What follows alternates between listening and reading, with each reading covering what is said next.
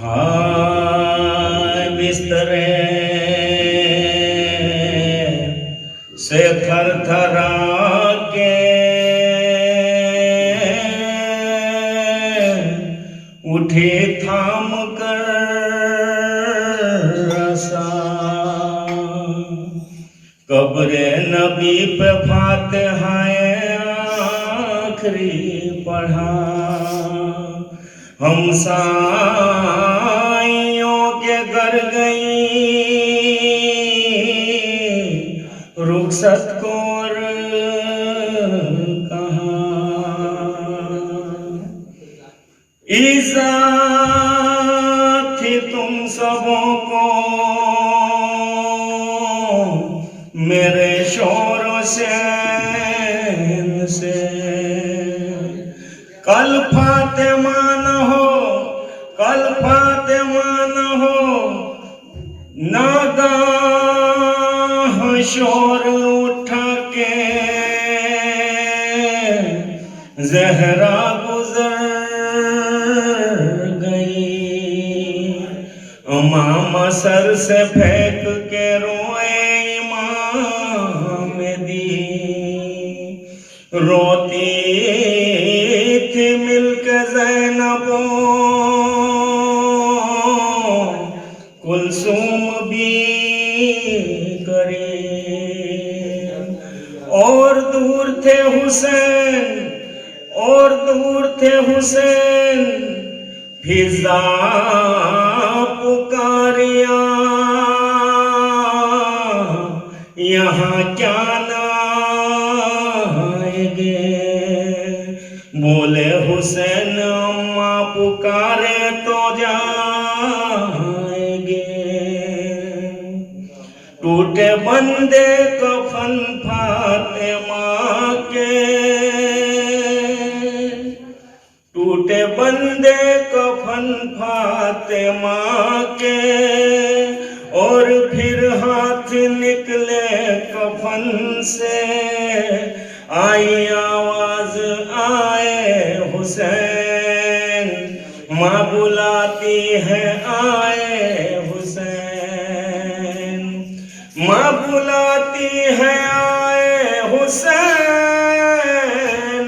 ماں بلاتی ہے آئے حسین آ میرے پاس آئے حسین آ میرے پاس آئے حسین چکیاں پیس کے میں نے پالا تجھے آ میرے لال آما کے لگ جا گلے وقت رخصت ہے سے نہیں روٹھتے ماں بلاتی ہے آئے حسین ماں بلاتی ہے آئے حسین آ میرے پاس آئے حسین آ میرے پاس آئے حسین تیری خاطر میں جا کر پلٹ آئی ہوں دیکھ کر تیرے آنسو میں گھبرائی ہوں دیکھ زہر کفن غم سے تھرائی ہوں تجھ کو بہلان جنت سے میں آئی ہوں ماں بلاتی ہے آئے حسین ماں بلاتی ہے آئے حسین آ میرے پاس آئے حسین آ میرے پاس آئے حسین آ میرے لال آئے یہ کام کر میرے سینے پہ کچھ دیر آرام کر تو چلتا تھا انگلی میری تھام کر یاد وہ صبح کر یاد وہ شام کر ماں بلاتی ہے آئے حسین ماں بلاتی ہے آئے حسین آ میرے پاس آئے حسین، میرے پاس آئے حسین۔ تو نے کھانا بھی کھایا کہ کھایا نہیں، کہہ دے ماں سے کہ تو آج پیاسا نہیں، صبح سے منہ کسی نے دھلایا نہیں، سو گئی میں تجھے کیوں سلایا نہیں۔ ماں بلاتی ہے آئے حسین، ماں بلاتی ہے آئے حسین، میرے پاس آئے حسین، میرے پاس آئے حسین۔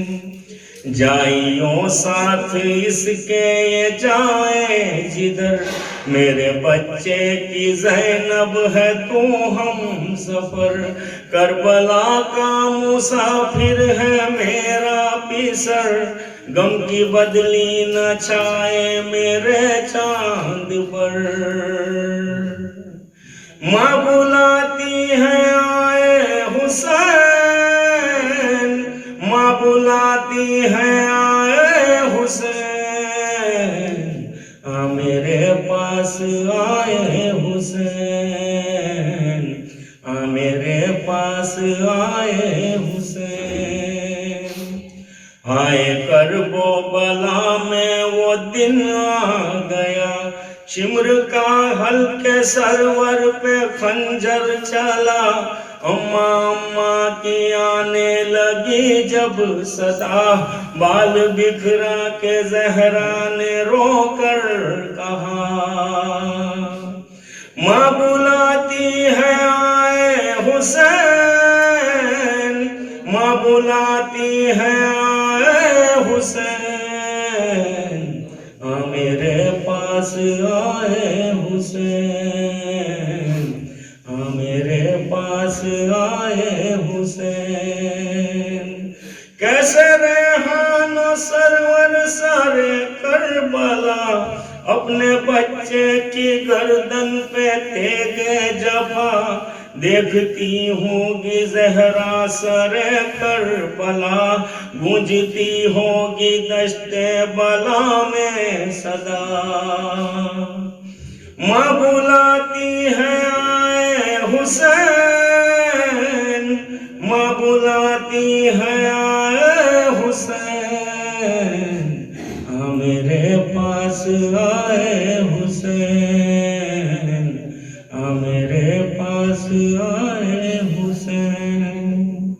اور محمد وآل محمد صلی اللہ علیہ وسلم۔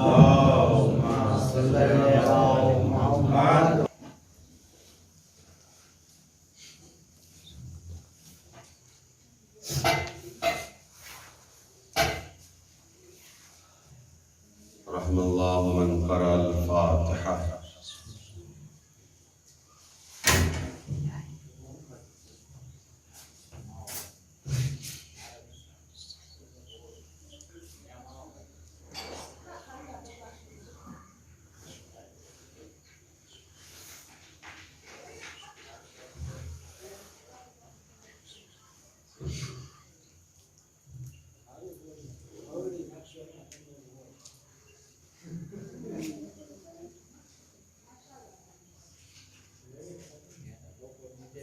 لا حول ولا قوة إلا بالله العلي العظيم۔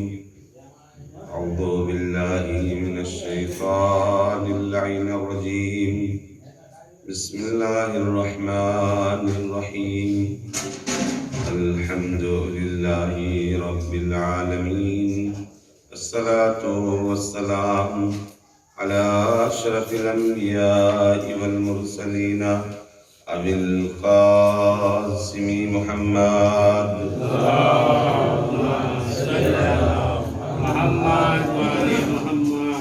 الذي كان عليا في درجاته وفاطما في تطهيراته وحسنا في صفاته وحسينا في تجلياته وزين العابدين في عباداته وباخرا في علم الأولين والآخرين بمعلوماته وصادقا في أقوال وكاظما على جميع الأحوال ومتمكنا في مقام الرضا جوادا كفه عند العطاء وهاديا إلى سبيل النجاة وعسكريا مع الغزاة ومهديا إلى طرف الحق. صلوات اللهم صل على محمد وآل محمد وآله الطيبين الطاهرين المعصومين المظلومين ولعنة الله على أعدائهم أجمعين. رب اشرح لي صدري ويسر لي أمري واحلل عقدة من لساني يفقهوا قولي. أما بعد فقد قال الله تبارك وتعالى في قرآنه الكريم وهو أصدق الصادقين وقوله الحق. بسم الله الرحمن الرحيم. إنما يريد الله ليذهب عنكم الرجس أهل البيت ويطهركم تطهيرا. اللهم صل على محمد وآل محمد. معزز سامعین اکرام، قرآن مجید کی مشہور آیت جسے عنوان کلام کے طور پر پیش کیا ہے، جس میں خداوند عالم اہل بیت اطہار کو یہ پاک ہونے کا اعلان فرما رہا ہے. صرف اور صرف خدا کا ارادہ یہ ہے کہ اہل بیت رسول آپ کو ہر نجاست، ریدگی اور برائی سے پاک رکھے، اس طرح سے جیسے دور رکھنے کا ہے. اس ضمن میں باتیں شخصیت حضرت زہرا خطبے کی روشنی میں آپ نے سماعت فرمائی اور انشاءاللہ آج کی گفتگو مکمل کرنے کی کوشش. جو عظمت، جو رتبہ، جو مرتبہ، جو منزلت، جو مقام جناب شہزادی دو عالم کا ہے، دنیا میں کسی خاتون کا نہیں. ہر زاویے سے، بیٹی ہونے کی حیثیت سے بھی، بیوی ہونے کی حیثیت سے اور ماں ہونے کی حیثیت سے عالمین کی عورتوں کی سردار ہے. تمام خواتین کے لیے اسوہ ہیں، یا یوں کہا جائے تمام انسانیت کے لیے اسوہ اور آئیڈیل ہے. آپ کا جو رتبہ اور مقام ہے وہ کسی کا نہیں ہے. اب تک کی گفتگو میں یہ باتیں آپ نے سماعت کی. کل یہ بات طے کی گئی اور پیش کرنے کی کوشش کی گئی کہ اتنا رتبہ، اتنا بلند مقام، اتنی عظمت، اتنی فضیلت رکھنے کے باوجود پھر کیا ہوا کہ آپ کے ساتھ یہ حرکتیں کی گئی. یہ بیان کرنے کی کوشش کی گئی کیونکہ لوگ نہیں چاہتے تھے کہ آپ کا جو رتبہ یا آپ کا جو منصب و مقام ہے وہ دیں، اور اس بنیاد پر بلکہ یہ بھی کہا جائے کہ اصل ہدف آپ نہیں بلکہ وہ راز تھا کہ جس کو شہزادی نے ڈائریکٹ تو نہیں کہا، لیکن ہدف اور بات اور اس خطبے کے ذریعے وہی کہنا چاہا ہے. وہ ولایت سے امیر کائنات. اس لیے کہ ظاہری جو تکلیفیں شہزادی کو مصیبتیں اٹھانی پڑی وہ اصل اس حق کی بنا پر. اسی لیے کہا جاتا ہے عزائے فاطمیہ جتنا زیادہ منایا جائے گا، جتنا زیادہ عام ہوگا، جتنا یہ تذکرہ قریہ قریہ اور گاؤں اور شہر ملک تک پہنچے گا، وہیں سے ولایت کی وہ کڑی یا ولایت کی وہ رسی یا ولایت کا وہ نظم و نظام یہ عام ہوگا۔ پرابلم بھی اسی لیے لوگوں کو ہے کہ یہ کہاں سے اور یہ کب سے اور یہ کتنا، پہلے تو ایسا نہیں تھا، پہلے تو 2 مجلسیں ہو جایا کرتی تھیں، اب یہ 20 دن کہاں سے آیا یا یہ کیسے؟ پرابلم اس اعضاء سے نہیں ہے، پرابلم اس مجلسوں سے نہیں ہے۔ ان مجلسوں میں جو ذکر ہوتا ہے وہ پہنچاتا ہے اسی غدیر تک۔ شیعوں کی شناخت یا صحیح مذہب حقہ کی شناخت کی جو علامتیں ہیں وہ نمبر 1 پر غدیر ہے، پھر عاشورہ ہے اور 15 شعبان ہے اور یہ ایام فاطمیہ ہے۔ یہ ٹوٹل یعنی اگر غدیر کو آپ دیکھیں تو اصل وہی ہے، اس کے بعد جو کچھ ہوا ہے وہ اسی کو صحیح نہ ماننے کی وجہ سے۔ اگر غدیر صحیح سمجھ لیا گیا ہوتا، اس کے پیغام کو انسان نے ایکسپٹ کر کے اپنی عملی زندگی میں اس پر عمل کرنے لگ گیا ہوتا تو پھر عاشور شاید ایسے نہ ہوتا، پھر ایام فاطمیہ اس طرح سے نہ ہوتا، یعنی جو مصیبتیں جناب زہرا پہ آئیں وہ نہ ہوتی۔ پرابلم وہیں سے ہے، تو یہ شناخت ہے اور یہ ایام خدا ہے۔ قرآن نے کہا وَذَكِّرْهُمْ بِأَيَّامِ اللَّهِ، اللہ کے دنوں کا تذکرہ کرو، یاد دہانی کراؤ۔ اللہ کا دن کون سا دن ہوتا ہے؟ کہا جس دن خدا کی قدرت ظہور پیدا کرے، جس دن خدا کی قدرت ظاہر ہو جائے وہی ایام اللہ ہے۔ غدیر انہی ایام خدا میں ہے، روز عاشورہ اسی ایام خدا میں ہے، روز اربعین اسی ایام خدا میں ہے۔ یہ عزائے فاطمیہ 20 دن یہ بھی اسی ایام خدا میں ہے۔ کیوں؟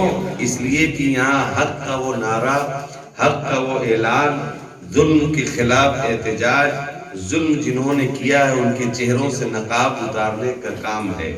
اللہ کی قدرت ظہور پیدا کرتی ہے، لہذا اس کو غنیمت شمار کرنا چاہیے۔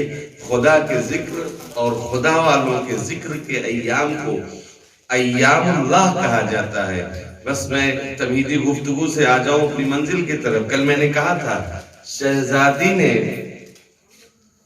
جب دیکھا کہ وہ حق جو تھا وہ نہیں دیا جا رہا ہے، پتہ کیسے چلا؟ ظاہر ہے وہ تو پیغمبر کی آنکھ بند ہوتے ہی لوگ ادھر بیٹھ گئے۔ کل کی گفتگو اگر یاد ہو، لوگ ادھر بیٹھ گئے اور ادھر یہ خانوادہ محزون ہے، مرموم ہے، پیغمبر کی تجہیز و تکفین میں لگا ہوا ہے۔ پھر شہزادی مدینے کے گھروں میں جاتی رہی اور کہتی رہی، کہتے 40 دن تک ایک ایک گھر کو دق الباب، بہت بڑی بات ہے۔ آسان ہے پڑھنا، سن لینا بھی آسان ہے، لیکن آپ محسوس کیجئے کہ رات کی تاریکی میں جب اندھیرا چھا جاتا تھا، پردے کا یہ خیال تھا، حسنین کی انگلیاں پکڑتے، علی علیہ السلام کو ہمراہ لیتی، ایک ایک گھر پر جا کر دق الباب کرتی۔ پہچانتے ہو، جانتے ہو غدیر میں کیا کہا گیا؟ جب تھک گئی۔ آپ کی اس دنیا سے جانے کے 2 ریزن آپ نے خود علماء نے بیان کیا ہے، فقد النبی و ظلم الوصی۔ جی، نبی کا فقدان یعنی آپ کے بابا کا چلا جانا اور آپ کے شوہر سے بے وفائی، ان پر جو ظلم ہے، یہ 2 ریزن تھے۔ ان 2 ریزن، 2 سبب کی بنیاد پر آپ اتنا گریا، وہ بھی کھلنے لگا، وہ بھی کھلنے لگا۔ کہو یا دن میں روئے یا رات میں روئے، کہو ہمیں خلل ہوتا ہے۔ مولا نے شہزادی نے کیا جواب دیا تھا کہ ہم رونا تو نہیں بند کر سکتے، لیکن علی ان سے کہے تو ہم زیادہ دن نہیں رہیں گے۔ یہ صدیقہ ہے، یہ صدیقہ ہے۔ لوگ اگر سمجھ لیتے تو خاموش ہو جاتے ہیں۔ ان کے دہن اقدس سے جو بات نکل جاتی ہے وہ حقیقت پر مبنی ہے. اے علی ہم رونا تو نہیں بند کر سکتے، لیکن ان سے کہہ دو ہم زیادہ دن نہیں رہیں گے، کچھ دن صبر کر لیے ہوتے. صدیقہ کہہ رہی تھی، صدیقہ کہہ رہی تھی کہ جس کی زبان حقیقت بولتی ہے، وہ کہہ رہی ہے کہ ہم زیادہ دن نہ رہیں گے. اس کا مطلب یہ تھا، لیکن نہیں. پھر علی نے کیا کیا، ایک بنایا ایک بیت الحزن، جس کا نام یعنی یہ کہا جائے کہ تاریخ عالم و آدم کا پہلا امام بارگاہ، پہلی امام بارگاہ، پہلا وہ رونے کا گھر بنایا بیت الحزن. وہاں ایک درخت تھا، پہلے تو وہ درخت کے نیچے جاتی تھی، ایک دن جیسے ہی پہنچی چیخ مار کر روئی. علی علیہ السلام نے کہا اے بی بی آج کیا بابا کا غم زیادہ آ گیا، آج اتنی تیز آپ آواز صدائے بلند رو رہی ہیں. کہا نہیں علی، جس درخت کے نیچے ہم روتے تھے وہ درخت بھی کاٹ دیا گیا، وہ درخت بھی کاٹ دیا گیا. یہ سارے ریزن، یہ ساری باتوں سے شہزادی وہی کہ لاست خما رہا، وہ روسری، وہ مکنا وہ ڈالا سر پر، اور وَاشْتَمَلَتْ بِجِلْبَابِهَا، اور چادر، لمبی چادر اپنے جو سر سے پیر تک اس کو پہن لیا. اور وَقْبَلَتْ فِي لُمَّتِهِ، اور اپنے خانوادے یعنی بنی ہاشم کی عورتوں کے ہمراہ، بنی ہاشم کی عورتوں کے ہمراہ ان کے جھرمٹ میں آپ گئی ہیں مسجد تک. اب وہاں جانے کے بعد شہزادی نے جو خطاب کیا، سب سے پہلے تو کل کا جملہ اگر آپ کے ذہن میں ہو، اوقات بتائی. طریقہ کیا ہے؟ پہلے اللہ کی وحدانیت، اللہ کی حمد و ثنا، اللہ کی مدح، قرآن کی اہمیت، قرآن کی مدح و ثنا.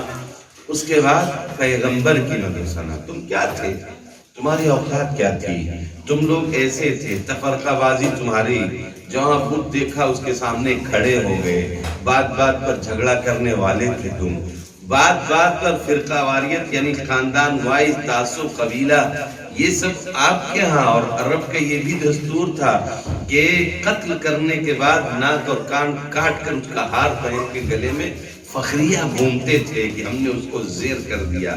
یعنی اس طرح کی یہ رواج وہاں عام تھی. شہزادی نے اپنے بابا کا تذکرہ کیا کہ کائنات کا رسول آیا جس نے تمہارے درد کو درد سمجھا، جو تم میں سے تھا، تمہارے لیے حریص تھا، مطلب وہ چاہتا تھا کہ تم منزل کمال تک جاؤ، رؤوف تھا، رحیم تھا. اس نے کوڑے کرکٹ سب کچھ اپنے اوپر برداشت کیے، لیکن تمہاری گمراہی کو، تمہاری ہدایت کے لیے ہمیشہ کوشاں رہے. اس کے بعد جب پیغمبر کی تمہید یعنی مدح کر چکی، پیغمبر کی اہمیت اور پیغمبر کے رتبے کو بیان کر چکی، اب آئی ہے کون؟ علی علیہ السلام کا تذکرہ. کیا یہ مجتہدن فی امر اللہ. تین چار کچھ ظاہر ہے پورا خطبہ تو نہیں پڑھا جا سکتا، لیکن یعنی خلاصہ میں آپ کے سامنے اس گفتگو میں پیش کر کے بات مکمل کر دوں گا. مجتہدن فی امر اللہ، وہ کہ جو اللہ کے امر میں، اللہ کے حکم میں، اللہ کے فرمان میں جو مجتہد تھا، یعنی کوشش کرتا، جد و جہد یعنی محنت کر رہا تھا اور اس کو پہنچا، سخت تھا. اسی لیے مولا کا دین کے تئیں، خدا کے حکم کے تئیں اتنے سخت تھے کہ اسی سختی کی بنیاد پر کہتے ہیں کہ علی علیہ السلام کا قتل ہو گیا. جناب عقیل سگے بھائی تھے، کہتے تھے کہ علی جو دیتے ہو میرے بچوں کو پورا نہیں ہوتا، کچھ بڑھا دو. لیکن علی علیہ السلام کہتے میں دین کے تئیں سخت ہوں، جو خدا کا یعنی جو دین کا حکم ہے، تم میرے بھائی ہو تو میں تمہیں زیادہ نہیں دے سکتا. یہ مجتہدن فی امر اللہ، مشمرن، یہ ہمیشہ کمر بستہ تھے، مشمرن ناصحن، ہمیشہ خیر خواہ تھے.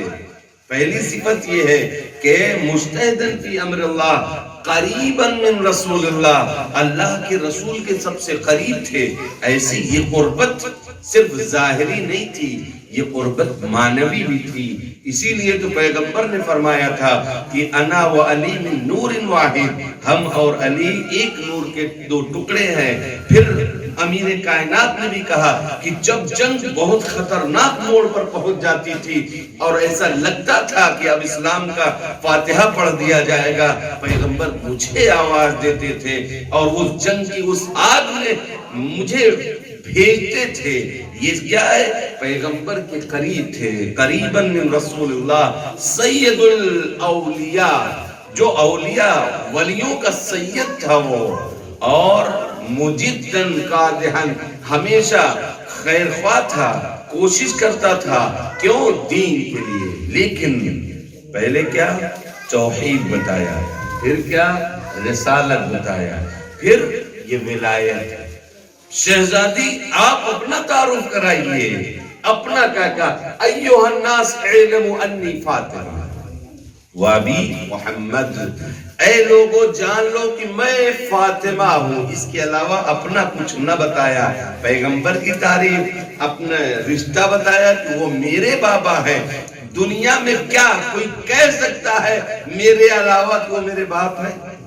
جی یہ شہزادی نے بتایا اور امیر کائنات کا تعارف کروا دیا۔ یہ شہزادی آپ کا میٹر ہے، آپ پر یہ لوگ مظالم ڈھائے ہیں، آپ کا باغ ظاہراً لے لیا ہے، آپ اپنی بات کے لیے ان کی بات کیوں ہے؟ کہا نہیں، باپ تو بہانہ ہے، اصل ہدف یہی ہے۔ اور ابن ابی الحدیث معتزلی کے بچپن کا واقعہ ہے، اپنے استاد سے پوچھا یہ بتائیے شہزادی کا حق تھا کہ نہیں تھا؟ ہاں تھا، تو پھر دیا کیوں نہیں گیا؟ بڑا عجیب جواب ہے۔ استاد نے کہا، شاگرد یعنی خود پوچھتے دیا کیوں نہیں گیا؟ کہا مسئلہ باغ فدق کا نہیں تھا، اگر وہ دے دیا جاتا پھر منزل اور آگے آتی، پھر منزل اور آگے آتی، یعنی اس ولایت کا مطالبہ کر لیا جاتا کہ جس کو غاصبانہ، جس پر براجمان اور قبضہ کر چکے تھے، اس لیے پہلے ہی مرحلے میں اس کا انکار کر کے آگے کی راہ کو بند کرنا تھا۔ یہ حق تھا۔ شہزادی اپنی بات کریے، کہا نہیں ہماری بات کیا ہے؟ اور آپ اٹھا کر دیکھ لیجئے، بعض لوگ یہی اعتراض بھی کرتے ہیں کہ جب گھر جل گیا تھا، دروازہ جل گیا تھا، گر گیا، پہلو شکستہ ہو گیا، محسن کی شہادت ہوئی، پھر شہزادی نے خطبہ دیا تو کہیں اس کا تذکرہ نہیں ہے، کہیں اس کا تذکرہ نہیں، کہیں ذکر تو نہیں کیا۔ عزیزان گرامی، اہل بیت اپنی ذاتی مشکلات کو نہیں، اپنے ذاتی مشکلات، اپنی ذاتی مصیبتوں کو نہیں بیان کرتے، لہذا شہزادی نے کہیں نہیں۔ اور اسی بات کو مدینے کی ساری عورتیں جب عیادت کے لیے آئی ہیں، شہزادی نے سب تذکرہ کیا ہے اور لوگوں ان خواتین نے سنا، اور سننے کے بعد جب گھروں کو گئی ہیں تو اپنے مردوں کی سرزنش کر رہی تھی کہ تم تو کہہ رہے تھے وہ بات کا مسئلہ ہے، انہوں نے تو اس کا نام بھی نہیں لیا، انہوں نے تو اب اس کا تذکرہ نہیں، وہ تو اللہ والی بات بتا رہی تھی، وہ تو خدا کی معرفت کرا رہی تھی، قرآن کا تذکرہ کر رہی تھی، رسالت نبی کا تذکرہ انہوں نے کیا، ولایت کا تذکرہ جو انہوں نے کیا ہے وہ ہمارے مستقبل میں ہمارے کام آنے والی بات ہے، لہذا تمہاری غیرت کو کیا ہو گیا ہے؟ شہزادی نے اپنی تذکرے کو یعنی اپنی مصیبت کو کہیں تذکرہ نہیں کیا، بلکہ ان کے سامنے ان باتوں کا تذکرہ کیا جو اسلام کے کام آ سکتی تھی۔ اور اس تذکرے کے بعد آپ شہزادی دو عالم نے جو وہ کنایہ استعمال کیا، کل میں نے جو کہا تھا کہ پیغمبر کی حیات میں یہ لوگ چپ ہو گئے، سکوت اختیار کر لیا، اور جیسے ہی پیغمبر کی آنکھیں بند ہوئی اس کے بعد انہوں نے سر اٹھایا۔ شہزادی نے کہا فَلَمَّا اخْتَارَ اللَّهُ، جب خداوند عالم نے اپنے نبی کو اختارا یعنی بلا لیا، ماتا نہیں کہا ہے۔ جو لوگ یہ سوچتے ہیں نبی تو مر گئے اب کیا ان سے تم کرنا، شہزادی کے جملات صدیقہ طاہرہ شہزادی دو عالم کی یہ کلمات سنیے، غور کیجئے۔ یہ نہیں کہا فَلَمَّا مَاتَ نبی، بلکہ یہ کہا فَلَمَّا اخْتَارَ اللَّهُ، جب اللہ نے انہیں بلا لیا۔ اپنے نبی کو بلا لیا. کہاں بلایا؟ نبیوں کے گھر میں، یعنی جہاں انبیاء سارے ہیں اللہ نے اپنے نبی کو بلا لیا. تو کیا ہوا؟ ظہر فیکم حسیکۃ النفاق، تب تمہارے وہ دلوں میں جو بغض و حسد کا کانٹا تھا وہ ظاہر ہونے لگا، اور وہ لباس اسلام جو تھا وہ پرانا اور قدیمی ہونے لگا. یہ شہزادی کا اشارہ ہے کہ جو کینہ اور بغض تمہارے دلوں میں تھا پیغمبر کی آنکھیں بند ہوتے ہی وہ ظاہر ہو گیا. جو ظاہری لباس دین لگ رہا تھا اس کو تم نے اتار پھینک دیا. اور اس کے بعد شہزادی نے جو ایک کنایہ استعمال کیا ہے، اشارہ ہے کہ اطلع شیطان راسہ من معرضہ. بہت عجیب جملہ ہے کہ جب شیطان، آپ نے وہ دیکھا ہوگا ٹوٹرائز کچھوا جس کو کہتے ہیں ہندی میں، وہ کیسے رہتا ہے؟ اس کو چلتے کسی نے دیکھا ہے؟ جی، جب کوئی نہیں رہتا تب وہ چلتا ہے. شہزادی نے ان لفظوں میں شیطان کو اسی سے تشبیہ دی ہے کہ وہ کچھوا، وہ ٹوٹائز جب خطرات، پہلے وہ سر نکالتا ہے اس اپنی کھوپڑی کے اندر سے اور وہاں سے دیکھتا ہے، کوئی دیکھنے والا تو نہیں ہے، کوئی خطرہ تو نہیں ہے، کچھ ہے تو نہیں، تو وہ راہ چلتا ہے. جہاں کچھ آہٹ محسوس ہوئی اندر.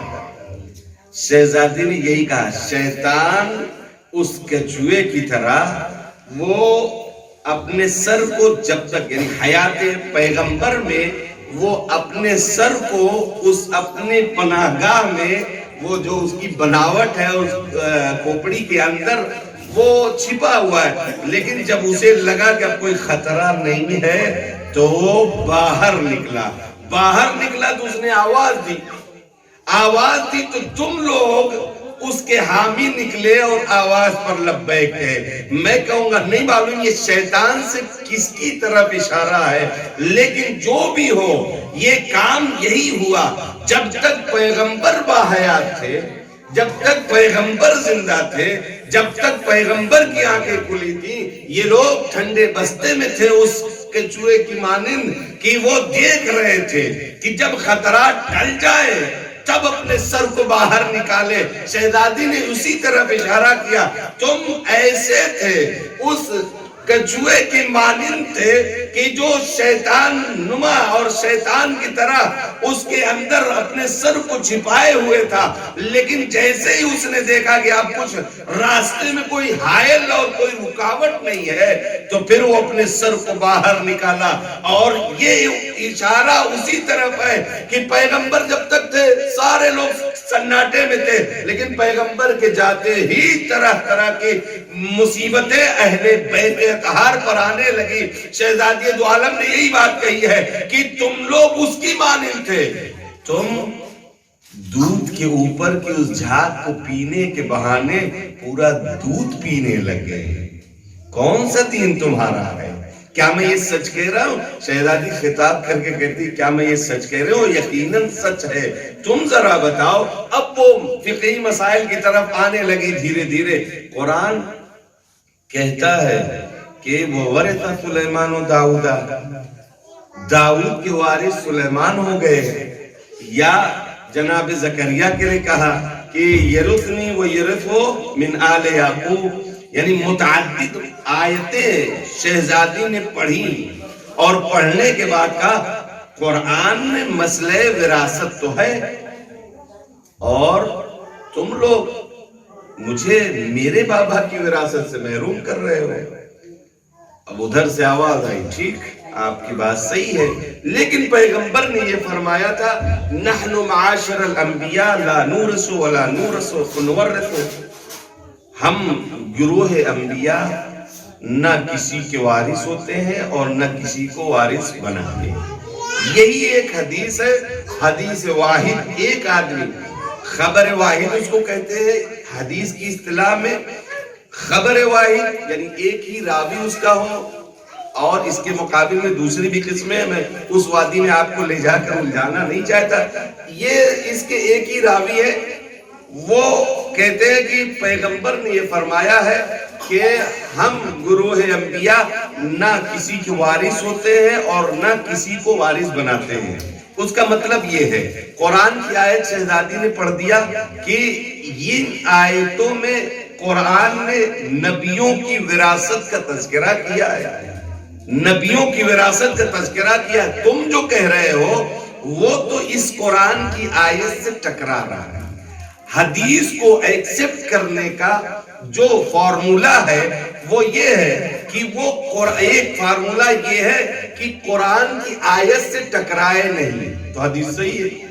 قرآن کی آیت سے ٹکرائے نہیں، اس کا مطلب اور قرآن کی آیت کا مطلب ٹکرائے نہیں۔ اگر دونوں آمنے سامنے ہے تو حدیث جھوٹی ہے، قرآن صحیح ہے۔ یہ جو بات ان لوگوں نے کہی اور جس بیس کے اوپر شہزادی کو وراثت سے محروم کیا، وہ یہ ایک حدیث جعلی من گڑھت بنائی گئی کہ جس میں یہ کہا گیا کہ ہم گروہ انبیاء نہ وارث ہوتے ہیں نہ وارث بناتے ہیں۔ شہزادی نے اسی جلسے میں وہیں پر یہ بات رد کر دی کہ قرآن تو کہتا ہے کہ وارث ہوئے داؤد کے سلیمان، قرآن کہتا ہے سورہ مریم میں کہ ہمارے وارث بنیں گے اور آل یعقوب کے وارث بنیں گے۔ وراثت، نبیوں کی وراثت کا تذکرہ قرآن کہہ رہا ہے اور تم کون سی بات کہہ رہے ہو جو قرآن کے خلاف ہے؟ لہذا یہ تمہاری بات ہے، یہ قرآن اور حدیث اور شریعت کی بات نہیں۔ اچھا، یہ بات یہاں تک آ گئی۔ اب وراثت کب بڑھتی ہے؟ وراثت کب بڑھتی ہے؟ مرنے کے بعد؟ پہلے بڑھتی ہے؟ وراثت شرعی فقہی مسئلہ یہی ہے کہ جب دنیا سے آدمی چلا جائے تو اس کے ورثہ میں وارث جو تھے ان میں حسب درجات، طبقات وراثت تقسیم ہوتی ہے۔ پیغمبر تو اپنی زندگی میں دے دیے تھے تو بچا کیا تھا ان کے پاس؟ پیغمبر اگر نہ دیے ہوتے اور ان کے حصے میں یہ باغ رہتا کہ جس کو یہودیوں نے صلح کے طور پر، پتہ نہیں آپ سمجھتے ہیں، جانتے نہیں جانتے، یہ باغ فدق کیا تھا؟ خیبر کے ارد گرد وہ یہودیوں کا بہت بڑا علاقہ تھا کہ جو مختلف فتح خیبر کے اوقات میں جب مختلف باب کو مسلمانوں نے جنگ کے ذریعے سے جیت لیا، حاصل کر لیا، تو ان کو لگا کہ اب تو ہم ختم ہی ہو جائیں گے، لہذا وہ سب سرنڈر ہو گئے اور تسلیم کر کے پیغمبر کی خدمت میں آ کے کہتے ہیں یا رسول اللہ ہم لوگ اتنا آپ لے لیجئے اور باقی ہم کو مثلا سکون سے رہنے دیجئے، ہم آپ سے اب لڑائی اور جنگ نہیں چاہتے۔ وہی وہ حصہ تھا کہ جب وہ آیت آئی کہ وَأْتِ ذَا الْقُرْبَ حَقَّهُ، کہ جن کا جو حق ہے صاحبان حق کو ان کو دے دیا جائے، پیغمبر نے اپنی بیٹی کو یہ دے دیا۔ یہ خیبر کے ارد گرد کا وہ حصہ جس کو فدق باغ کہا جاتا ہے، وہ علاقہ ہے بہت زیادہ آمدنی، اور اس دوران پیغمبر کے اس عطیے دینے کے بعد اس کی جو انکم ہوتی تھی وہ ساری بنی ہاشم میں تقسیم ہوتی تھی۔ یہ لوگ خود نہیں، اہل بیت کی یہ خاص فردیں، یہ جتنے بھی ان کے پاس سورس آف انکم تھی، جو کچھ بھی تھا، یہ سب غربا میں تقسیم ہوتا تھا۔ اگر انہی کے پاس رہتا تو یہ اپنی لائف اسٹائل کے لیے نہیں خرچ کرنے والے تھے، بلکہ وہ غریبوں میں ہی تقسیم ہوتا۔ تو یہ اس وقت پیغمبر نے دے دیا۔ اب جب دے دیا تو یہ تو اب وراثت اس پر ہوئی ہی نہیں۔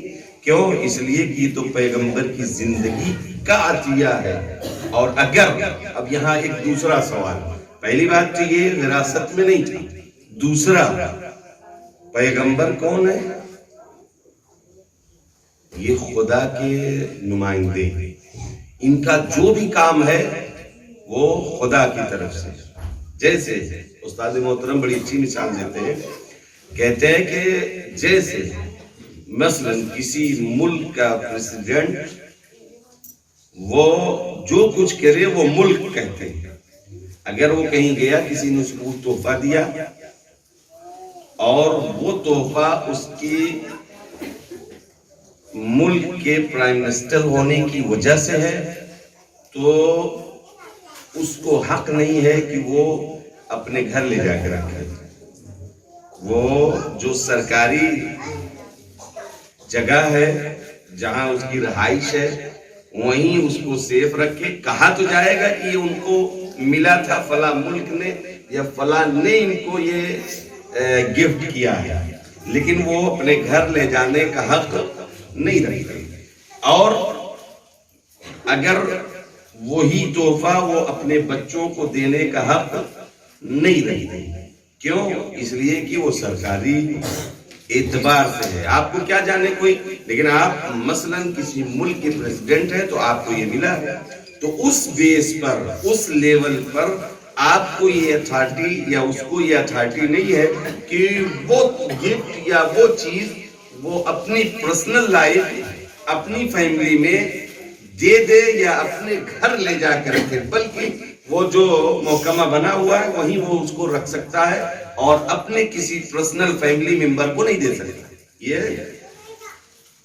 اگر یہ کہو کہ، اور یہ سب نے لکھا ہے کہ دیا، ٹھیک ہے، وہ تو لے لیا گیا کیونکہ وراثت نہیں تھی، لکھا ہے کہ دیا ہے، تو فاطمہ زہرا سلام اللہ علیہا پر یہ بات نہیں آتی، یہ تو رسول اللہ کے اوپر آ رہی ہے۔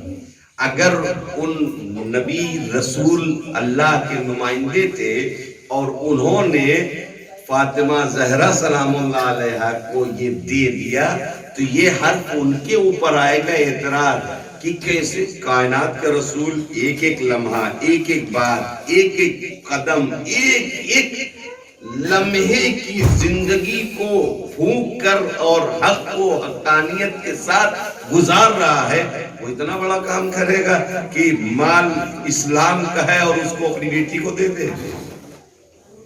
جی اگر اس بات کو آپ تک میری بات یہ پہنچ گئی ہے تو یہ سمجھئے کہ کائنات کا رسول دے دیا اور یہ اسلام کا حق نہیں ہے۔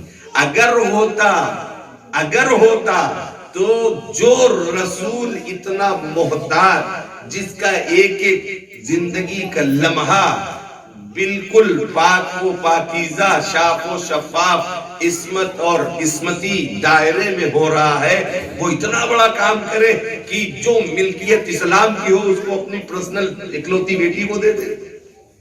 اگر یہ کہو گے تو جناب زہرا کے اوپر نہیں، خود نبی کے اوپر اعتراض ہے۔ کائنات کا رسول اتنا بڑا قدم اٹھا رہا ہے، اس کا مطلب یہ ہے یہ پرسنل پراپرٹی تھی، اس رسالت کی بنیاد پر آپ کو نہیں دی گئی تھی، اور اسی بنیاد پر آپ نے اسے اپنی بیٹی کو دے دیا تھا۔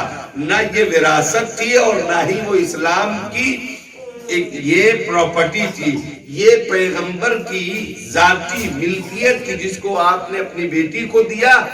یہ وراثت کا مسئلہ ہی نہیں، اور اگر وراثت تو آپ نے دیکھ لیا، شہزادی نے یہی کہا کون سا دین ہے، کیا تم ہمیں مسلمان نہیں سمجھتے اور خود کو مسلمان سمجھ رہے ہو؟ میرے اور میرے بابا کو کیا تم سمجھ رہے ہو ہم لوگ دو دین کے ہو گئے؟ کون سا قرآن پڑھتے ہو؟ کل والا جملہ شہزادی نے 20 آیات پڑھی، کیوں؟ ان آیاتوں سے کیوں استدلال کیا؟ اس میں بھی نکتہ پوشیدہ تھا۔ کیا نکتہ تھا؟ کیا راز تھا؟ لوگوں نے کہا تھا جب پیغمبر کہہ رہے تھے لاؤ میں تمہارے لیے کوئی نسخہ لکھ دوں، تو یہ کہہ دیا گیا کہ ہمارے لیے قرآن کافی ہے۔ شہزادی قرآنی آیات کو پڑھ کر ان کے منہ پر تماچا لگا رہی تھی۔ تم تو کہتے تھے قرآن کافی ہے، قرآن کہہ رہا ہے کہ وارث ہوئے داؤد کے سلیمان، قرآن وراثت نبی کی بات کر رہا ہے، اور تم کہتے ہو کہ نبی نہ وارث بناتا ہے نہ وارث ہوتا ہے۔ کون سے قرآن کی تم تعلیمات پر عمل کر رہے ہو؟ اگر قرآنی تعلیمات پر عمل کر رہے ہو تو قرآن کا حکم تو یہ ہے کہ تم سارے لوگ اپنے آبا و اجداد کے وارث بن جائے اور میں اپنے بابا کی وارث نہ بنوں۔ صلوات پڑھ دے محمد و آل محمد۔ اللہم صلی علی محمد و آل محمد۔ لہذا شہزادی نے یہ باتیں بھرے دربار میں، بھرے مجمع میں کہیں اور استدلال کیا کہ یہ ہمارا حق ہے، نہیں دینا چاہتے نہ دو، لیکن عذاب کے لیے تیار ہے، یہ خدا کی عدالت میں جانا ہے اور یہ بخشوں گا نہیں، گی نہیں، اور یہی ہوا۔ آخر تک شہزادی دو عالم راضی نہیں ہوئی، آخر تک اس گناہ کو معاف نہیں کیا۔ آئے یہ لوگ، بڑی بھول ہو گئی، یہ علی ہم کو شہزادی سے ملنے دو۔ علی چاہتے تو کہہ دیتے بھاگ جاؤ یہاں سے، لیکن کل کا مورخ یہی لکھ دیتا کہ ممکن ہے شہزادی معاف کر دیتی، ممکن ہے شہزادی معاف کر دیتی، لیکن علی علیہ السلام اور شہزادی دو عالم ان لوگوں کا عمل حکمت سے خالی نہیں ہوتا۔ ہم سمجھے نہ سمجھے، ہماری سمجھ میں آئے یا نہ آئے، لیکن حکمت سے خالی نہیں۔ ٹھیک ہے، اگر شہزادی کہتی ہیں، اگر بنت رسول کہتی ہے تو مجھے کوئی پرابلم نہیں ہے، ہم لے آتے ہیں، ہم کہہ دیتے ہیں۔ آئے کہا وہ لوگ آنا چاہتے ہیں، آپ سے اس جسارت کی معافی تلافی کرنا چاہتے ہیں۔ اے علی، یہ گھر آپ کا ہے، آپ اختیار رکھتے ہیں۔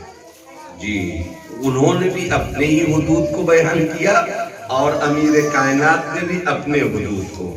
آپ کا گھر ہے، آپ اختیار رکھتے ہیں، منع نہیں کہ نہیں قطعی نہیں، ہم نہیں۔ کیوں تاریخ لکھی جانی تھی، کیوں اس کو تاریخ کے ان صفحات میں محفوظ کروانا تھا، ورنہ یہ تو ہو جاتا جب کچھ نہ ہوا تب اتنا لوگ طرفداری بات کر رہے ہیں، طرفداری کر رہے ہیں، اور اگر یہ ہو جاتا، یہ آنے کے بعد سلام کیا، شہزادی نے رخ دوسری طرف۔ جواب سلام واجب ہے کہ نہیں ہے، لیکن مسلمانوں کا۔ صلوات پڑھ دے محمد والے محمد۔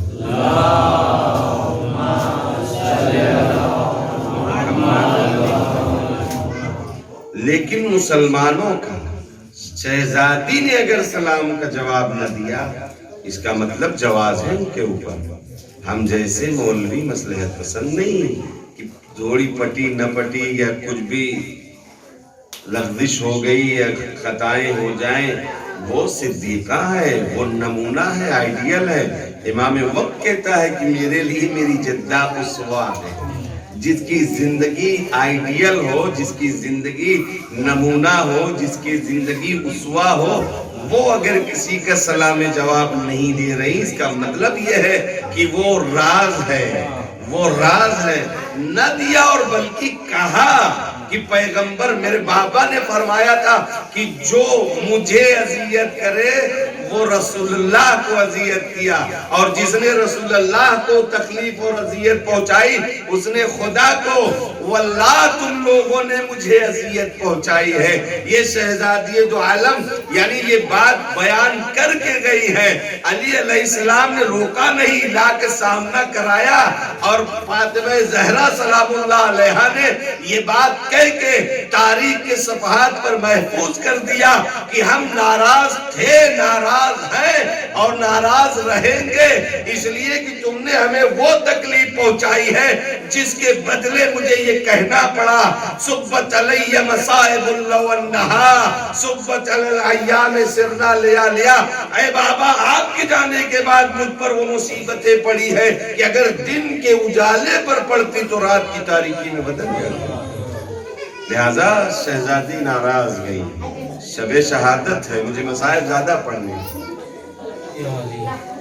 یہ عجیب قیامت کی شب ہے۔ خدا کرے ہمیں اس کی معرفت ہو جائے پوری دنیا کا، اس لیے کہ شہزادی پر 18 برس کا سن کوئی سن ہے، بال سفید۔ جی، متخصصین کہتے ہیں اگر کوئی غم بہت سخت ہو تو ایک آدھ لمحے میں، گھنٹے میں بھی بال سفید ہو سکتا ہے۔ شہزادی اطلاع دے کر گئی کہ ہم دربار جا رہے ہیں، اب وہاں سے جب آئی ہوں گی تو سب نے پوچھا ہوگا، سب نے پوچھا ہوگا کیا ہوا، علی نے پوچھا ہوگا کیا ہوا، شہزادی نہیں معلوم کیا جواب دے، کیا جواب دے، گواہ مانگے گئے، گواہ ٹکرا دیے گئے، یہ تو بچے ہیں، یہ تو آپ کے گھر کے ہیں، یہ تو آپ کے عزیز ہیں، گواہوں کو ٹھکرایا گیا۔ بات دوسری روایت کے مطابق کہ حسن علیہ السلام آپ کے ہمراہ تھے، کسی نے پوچھا اے مولا آپ زیادہ روتے ہیں ماں کی مظلومیت پر، مولا آپ زیادہ روتے ہیں، وہیں زینب ام کلثوم ہے، وہیں حسین علیہ السلام ہے، ان لوگوں کا رونا یا ان کا غم کم ہے۔ مولا حسن کہتے ہیں کہ جو میں نے دیکھا وہ کسی نے نہ دیکھا، میں تو ساتھ تھا، میں تو مادر گرامی کے ساتھ تھا، میں وہ منظر بھی میں نے دیکھا جب راستے میں وہ ملعون ملا اور آگے پوچھتا ہے کہ کیا بنت رسول کہاں گئی تھی، میری ماں نے فرمایا ہم دربار گئے تھے اپنا حق لینے کے لیے، ہر راو دیکھے، اب روایت کہتی ہے میری ماں نے اسے دیا اور دینے کے بعد ظالم نے اسے پھاڑ کر پیر مسل دیا، یا دوسری روایت کہتی ہے مولا حسن کہتے ہیں اے کاش میری ماں نے آسانی سے دے دیا ہوتا تو تماچے نہ لگتے، وہ تماچے، اور شہزادی وہ رخسار پر نیل کے نشان ہمیشہ اپنے ہر مخنے سے اسے چھپا کے رکھتی تھی۔ جی یہ مظالم تھے، شہزادی نے جسے سب اسی دنیا میں سہا اور مرثیہ پڑھتی گئی۔ شب شہادت یہ ایام ایسے گزرے تھے نا، حسنین مدینے والے کہتے تھے حسنین علیہ السلام بچوں سے، یہ بچوں تمہاری ماں کو کیا ہو گیا ہے، تمہاری ماں کو کیا ہو گیا ہے، ارے وہ دن بدن کون سا ایسا مرض ہو گیا ہے، ڈھلتی جا رہی ہے۔ روایت کہتی ہے جیسے برف پگھلتا ہے نا ویسے ہی شہزادی کا جسم پگھلنے لگا، کوئی چیز جب زمین سے اٹھانے کے لیے جھکتی تھی پیشانی زمین پر لگ جایا کرتی تھی، اتنا جسم کمزور ہو گیا میری بیوی کا، اتنا جسم کمزور ہو گیا، کہتے سائے کی طرح نظر آتی تھی۔ حسنین روضے رسول پر جا کے دعا کرتے تھے اے نانا ارے میری ماں کی سلامتی، ارے میری ماں کو شفا مل جائے۔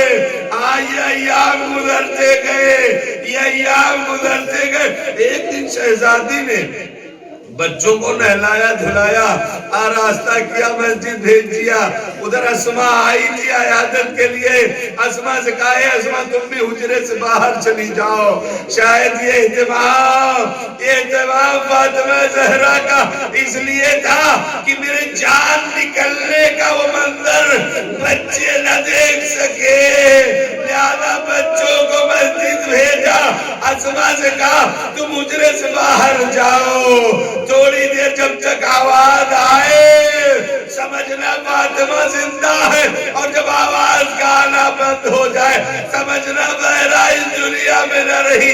اسماء حجرے سے باہر آواز آتی رہی، کچھ لمحوں میں آواز رک گئی، اسماء نے آواز دی یا بنت رسول اللہ، ارے آواز دیجئے، کوئی جواب نہ آیا، اسماء تڑپ گئی، آگے اپنے ہاتھ کو گرا دیا، اے بی بی، ارے بی بی کو جواب دو، اتنے میں بچے آئے، بچے آئے، ہاں یہ وہ مصیبت ہے، اس سے پہلے شہزادی نے علی کا انتظار کیا تھا، اور اس کا انتظار کرنے کے بعد بچوں علی جب آئے تو بچوں نے کہا، مولا نے کہا اے بچوں تم باہر جاؤ، تمہاری ماں کچھ کہنا چاہتی ہے۔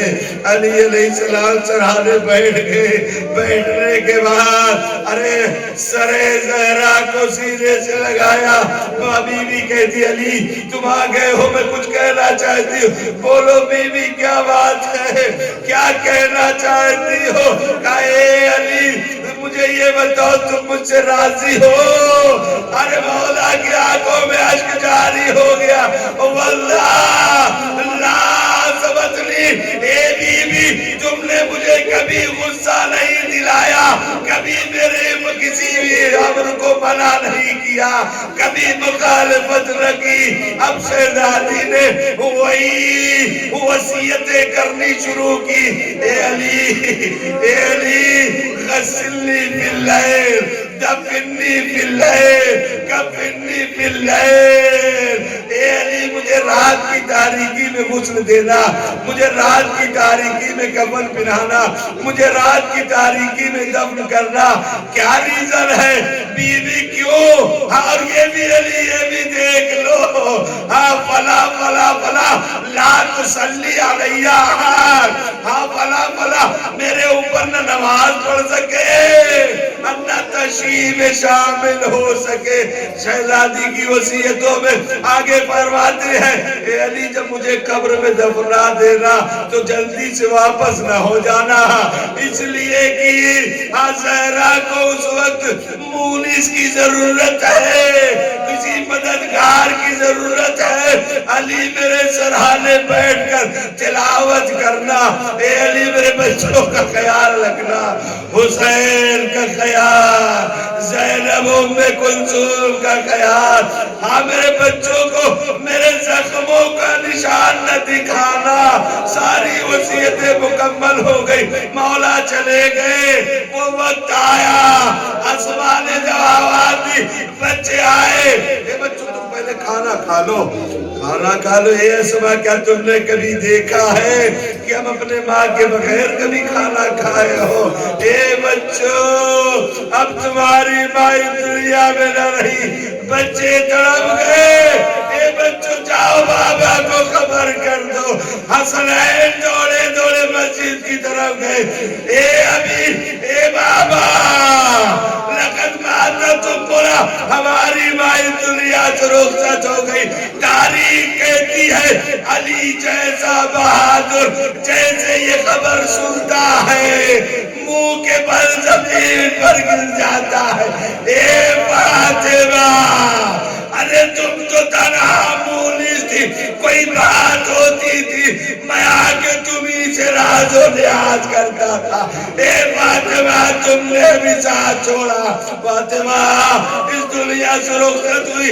علی آئے, غسل کا حسب وصیت غسل کا انتظار. بچے رات کی تاریکی یہ اعلان کروا دیا ہاں کل دفن کیا جائے گا. لوگ چلے گئے, سناٹا ہو گیا. مولا نے غسل کا اہتمام کیا. بچے, فاطمہ جیسی ماں, حسنین جیسے بیٹے, زینب ام کلثوم جیسی بیٹیاں. مولا نے کہا اے بچوں آہستہ رو, آہستہ رو, آہستہ رو. آواز مدینے کی گلیوں تک نہ پہنچے, اس لیے کہ اگر پہنچ گئی تو لوگ آ جائیں گے. بچے, مقتل لکھتا ہے, تاریخ لکھتی ہے, بچے آستینوں کے ذریعے منہ کو چھپا کر رو رہے تھے. آواز ہائے مظلومیت حضرت زہرا والی. بچے گھٹ گھٹ کر رو رہے تھے کہ اچانک ارے وہ فاتح خیبر چیخ کر رویا, غسل دیتے دیتے چیخ کر رویا. سلمان نے پوچھا مولا ارے آپ نے کیا دیکھا؟ میں کہوں گا مولا آپ تو بچوں کو کہہ رہے تھے بچوں آہستہ رو, آخر کیا ایسا منظر دیکھا کہ آپ کو چیخ کر رونے لگے؟ مولا اے سلمان جو میں نے دیکھا تم نے نہ دیکھا. ارے فاطمہ کی پسلیاں, فاطمہ کے رخسار پر وہ نیل کے نشان. غسل مکمل ہو گیا, کفن پہنا دیا، ہنود کر دیا، کفن پہنا دیا. آج ہمارے یہاں بھی دستور ہے، آخری دیدار کے لیے بلایا جاتا ہے، آخری دیدار کے لیے بلایا جاتا ہے. مولا نے کفن دینے کے بعد سب کو بلایا، بیٹا حسن آؤ ماں کا آخری دیدار کر لو. اے بیٹا زینب ام کلثوم سارے بچے آ گئے، لیکن حسین کربلائی لال میں چل گیا. اے بابا میں اس وقت تک نہ آؤں گا جب تک اماں خود نہ بلائے. اتنا سننا تھا.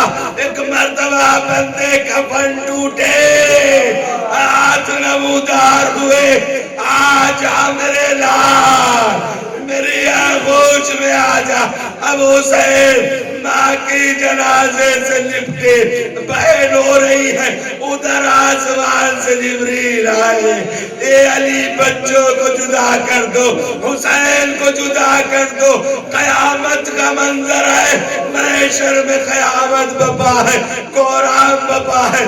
علی آگے بڑھے، ماں کے جنازے سے حسین کو جدا نہیں معلوم، یقیناً تسلی دی ہوگی، یقیناً دلاسا دیا ہوگا، یقیناً رحم کیا ہوگا، یقیناً بہلایا ہوگا. اے بیٹا، اے بیٹا، اور جدا کیا ہوگا. میں کہوں گا ہاں، وارثین کے جنازے سے ارے وارث کو جدا کرنے کا یہی انداز ہے.